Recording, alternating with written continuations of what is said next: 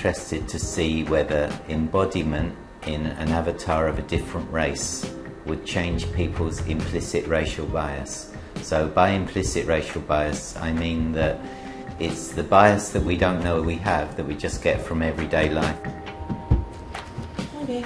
So do you agree to take part? Yes. So the idea of this test is that categories might be white, positive, black, negative. Then a series of words or faces come, and again they have to categorize those words or faces.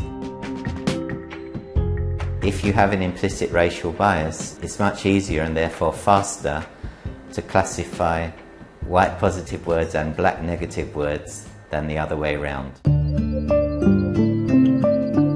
Then they put on a suit. So in the lab there's cameras around the walls, and these cameras are used to track particular markers that are stuck on the bodysuit.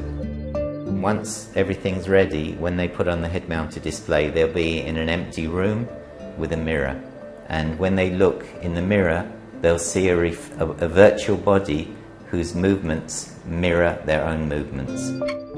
First, I felt strange, but later on, I feel comfortable with my new body. When I look at myself in the mirror with another color of my skin, I didn't realize, in fact, that it was not my real color.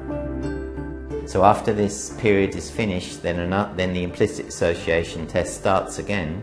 This time they'll see it in the head-mounted display. What we're interested to see is if to give someone an experience of actually being a member of that minority group for a short time would change this implicit racial bias.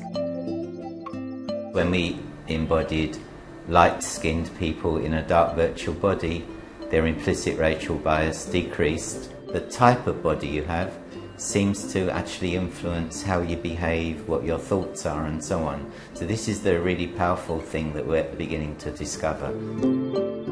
This result can also be applied in the real world, because it may be used to actually help people who have these kind of implicit biases to recognize they have them, but also to reduce them.